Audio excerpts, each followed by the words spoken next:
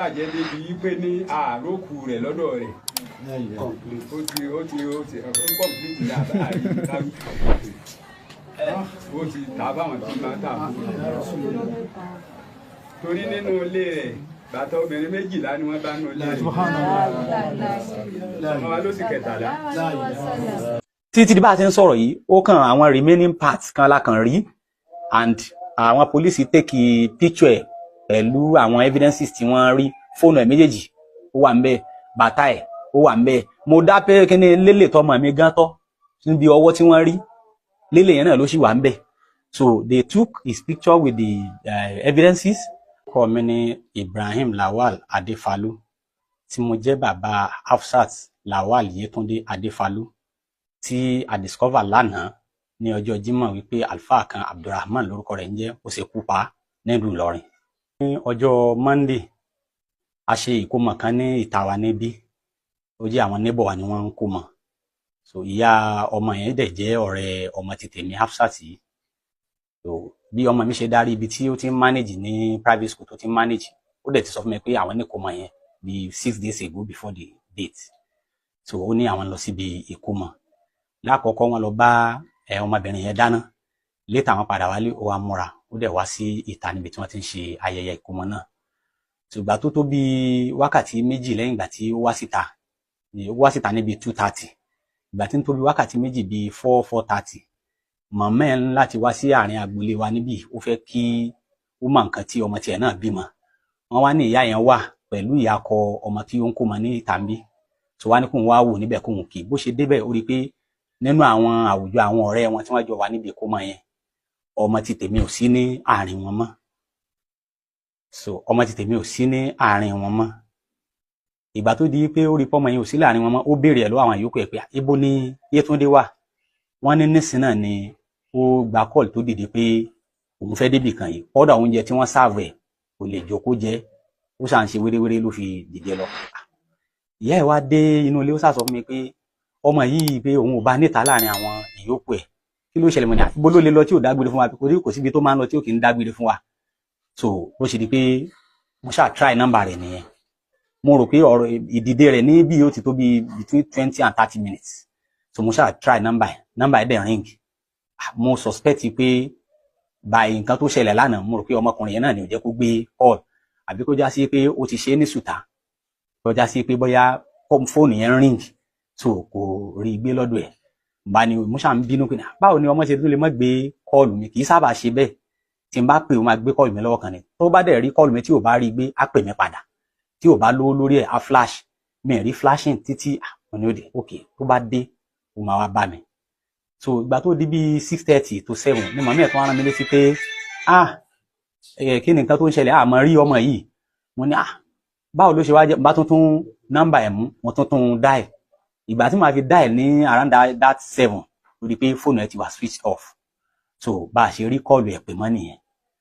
asa ń wọ́ndà pé ọmọ tó yẹ pé òun àti ìyá ẹ̀ wọ́n ṣàwàdà nílé kó torí pé ó jáde nísìn kí ni nǹkan tó wá lè ṣẹlẹ̀ kò báwọn àbúrò ẹ̀jà kálá bá wí ni kò ṣe àwa náà ká ní ìbáwí ló ń sá fún òkè ẹja nísù bọ́yọ̀ kan náà àwọn ọ̀dọ̀ àwọn sísà mi ni ó lọ àwọn tí wọ́n wà nílọrin so mo ṣáà ní sùúrù pé màá rí kọ́ọ̀lù tó náà mi rí wọn láti pè wọ́n hello kí ni nǹkan tí ń ṣẹlẹ̀ ní ìrí Yétúndé ní ilé wọn ni níbo ló lè wá lọ so bí kálukú náà ṣe bẹ̀rẹ̀ sí bá wà ní ládùúgbò nìyẹn kódà ọmọkùnrin tí ó ń fẹ́ tó dàbí àfẹ́sọ́nà ẹ̀ tó sọ fún wa pé tó ń fẹ́fẹ́ nìyí a ti sọ fún un pé kó sọ fún ọmọ náà kó yọjú sí wa ńlé léyìí tó fi hàn wáyé pé ní a ti kì í ṣe pé kò sí mọ́fẹ́ lágbájá àbí fẹ́ lágbájá ń bẹ̀ tá a lè ní náà ló lè kú nílé so gbogbo àná àti bọ́ì náà ọmọ àdúgbò náà ni bọ́ì náà Lukman by name gbogbo àná àjọ ń ṣe alamí ẹ̀ káàkiri lálẹ́ ọjọ́ yẹn àṣà ní òkè ẹja ní sùúrù dàárọ̀ bóyá ó pẹ́ níbi tí ó lọ ó lè padà darí sọ́dọ̀ àwọn ọ̀kan náà àwọn sísítà mi náà pé ó máa rán wọn lẹ́lẹ́bẹ̀ torí ẹ̀ náà máa ń wáyé bẹ́ẹ̀ tọmọ bá ṣẹ̀ àṣà wá àwọn tí ó bá bẹ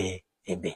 so títí àárò oorun yẹn sùn náà mọ́jú tá a bá ti gbọ́wọ́ ẹsẹ̀ lóru báyìí táwọn ọlọ́dẹ wa gan bá ń kọjá àárò pípé òun ló fẹ́ wá kanlẹ̀kùn ni ìgbà tó di láàárọ̀ tá a rí mo ṣáà gun wọ́n ti sọ fún dáàdì wa ní old man mi lókè pé awáyé tó dé ní alẹ́ àná àárí nǹkan kan wọn náà sáà wá sálẹ̀ láàárọ̀ kí ló ṣẹlẹ̀ àní òkè kí ni nǹkan tí a rò pé a lè ṣe wọn á ní òkè á lọ sí police station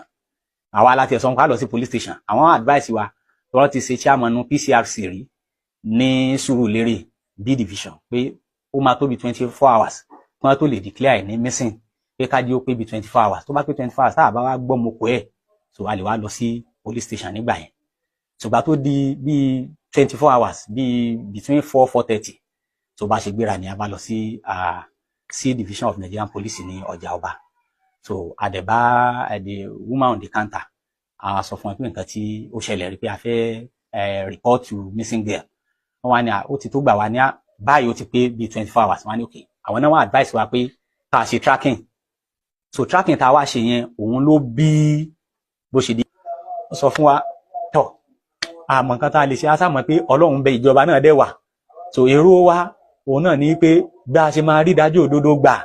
kíjọba bá ṣe gbogbo tí wọ́n bá lè ṣe within their capacity láti rí i pé a get judgement lórí ọ̀rọ̀ ikú ọmọ wa yìí Hafsat. ṣàdúrà ọlọ́njẹ́ àrọ́mà náà ṣàdúrà ìtàdúrà wà gbà sí náà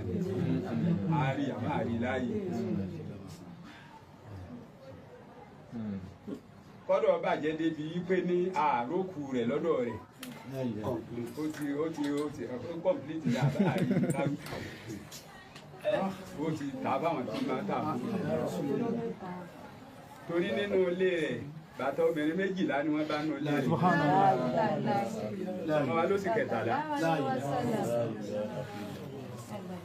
ó sì ní tébù tó fi ń pẹran nù yàrá àwọn báyìí tébù bẹ́ẹ̀ bí àdá àké èmi ọmọ pé rú yìí mọ̀ pé bí má jẹ́ ń bẹ́ẹ̀ lọ́rin agbọ́dọ̀ rúgbó bá yàwọn tó wá láti ibì kan ni kò gbọ́dọ̀ jọ́ máa lọ́rin